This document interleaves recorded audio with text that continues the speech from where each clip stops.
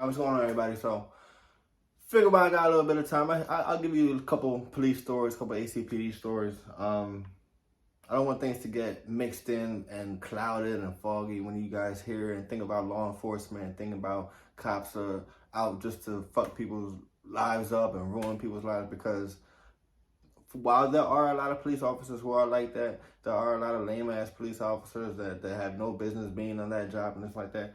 There are a lot of good-ass, solid people. Man and woman, there are a lot of good-ass people on that job. I work with a lot of good dudes, a lot of good females. Had a lot of funny-ass moments, great times together, and it was like, even to this day, I have good relationships with a lot of guys still on the force, but our relationship isn't based off of law enforcement right now. You know what I mean? Like all the guys, everybody I talk to, something like, I don't talk to them about cop shit. I'll ask, hey, how they treating you? How's this going? Whatever. But for the most part, we bullshit with each other. We're gonna talk about sports. We're gonna talk about life. We don't talk about that shit because that's not what our friendship is based off of. I work with a lot of guys that if I wasn't their partner or if they weren't police officers at the same time with me, I would never be around them. I would never speak to them. I would never go out with them. I would never have any association with them. But because we're partners and we're police officers, I'm gonna do my job. But shout out to all my guys, man. A lot of good times. So a couple stories, I got a bunch of them, so here's a few. So there will be days we'll be walking on the boardwalk. We get out, we start our shift around 3 o'clock. We get out to the boardwalk around 3:30, whatever. It's hot as fuck, there's bullshit not going on. So on one particular day, it was me and one of my partners. We're walking, like I said, we're just kicking and bullshitting, trying not to really get into no bullshit. We're just trying to get through the day. Just trying to get through the day, that was it. We meet up with another one of our partners, he's by himself. And we're just kind of like, yo, like, fuck it, man. I just want to keep walking. You want to get off the boardwalk? I'm trying to see what's going on in the street and like the side streets and like that. Because on the side street, there's always a little more action over there. You're dealing with the hookers and the crackheads and all that nasty street shit. More so on the boardwalk is more so like family oriented, missing kids, bags, things like that. But so we're like, all right, bet, let's go.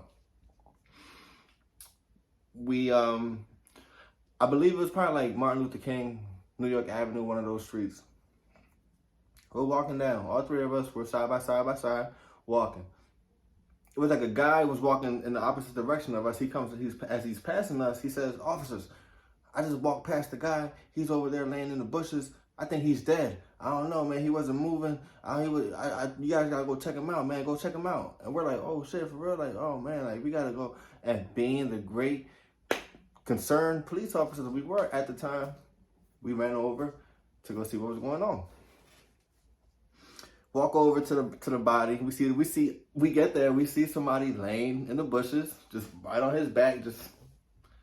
But as we looking, it's somebody that we all notice.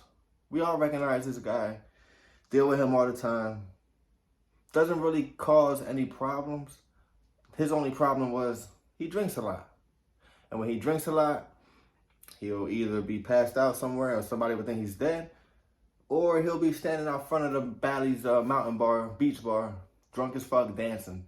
And people will be upset about a drunk homeless guy or whatever, dancing and things like that. Never gave police officers no problem. When I was on the job, never gave me a hard time. Never gave none of my partners a hard time. Decent guy, man. His name was JOJO.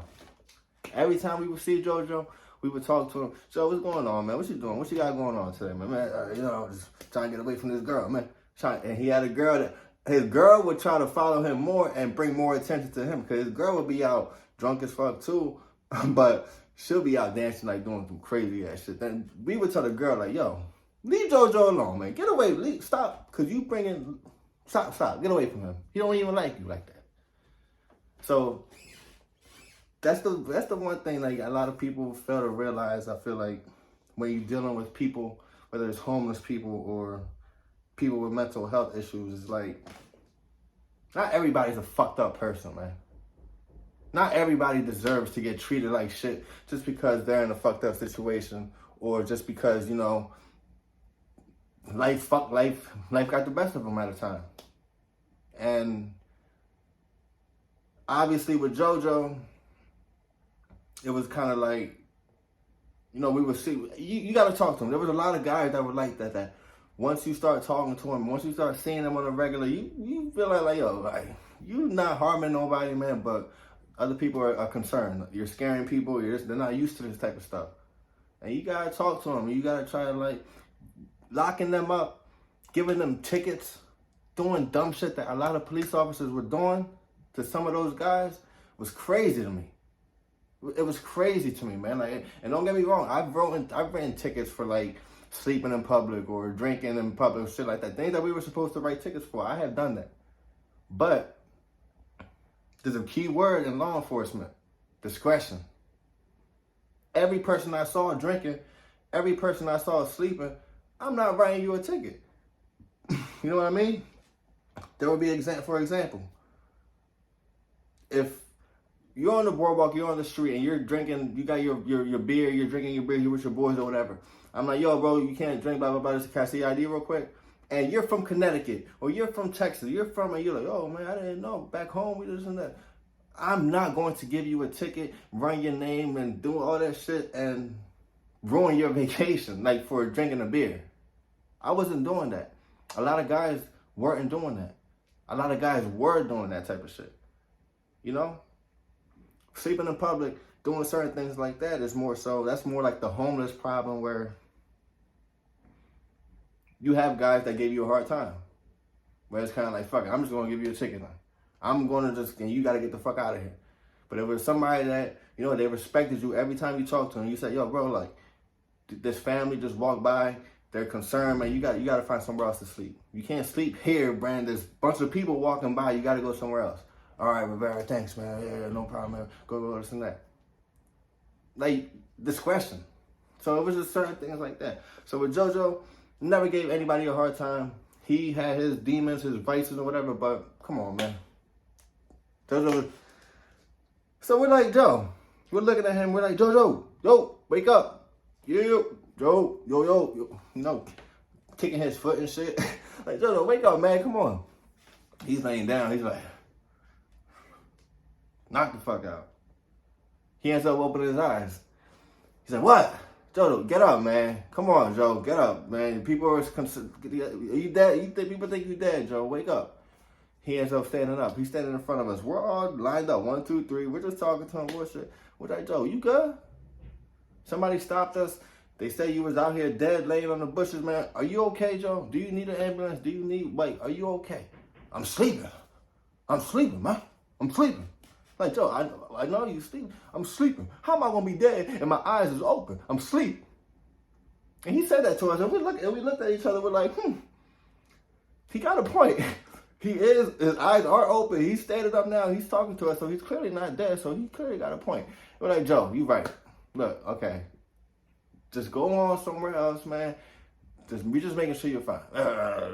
And he ended up walking away somewhere, and it was just kind of like, right. And that was like an inside joke. We said, like, how am I gonna be dead? I'm asleep. Well,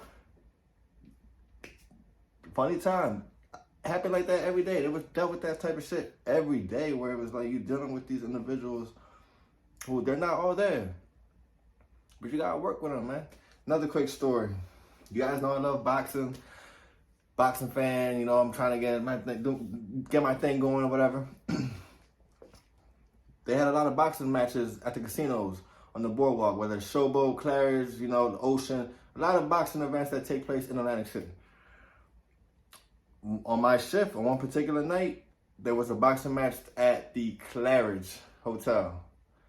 That night, Coach Vincent, rest in peace, as you guys know from my last videos, Coach Vince, you know, he was working a couple fighters that night. One guy that I knew, you know, I had been in the gym with a couple times. He was a professional, Cornflake Lamanna, Thomas Lamanna. You know, he was doing his thing. He was fighting that night too. So I was like, you know what? Let me go show some support. Go check it out. I'm gonna just walk in that bitch for free. I'm in uniform, like, what the fuck? So I was like, let me just go in there and see what's going on.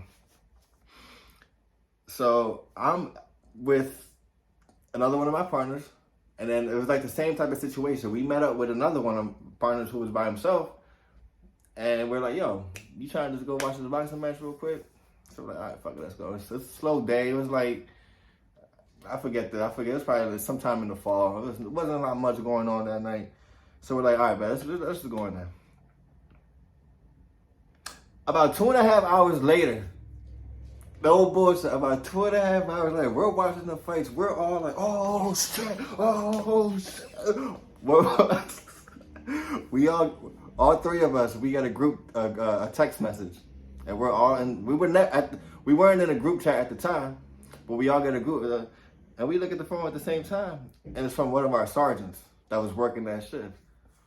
And he says, can any of you please explain to me why I drove past that hotel for 3 hours, you guys been parked out there?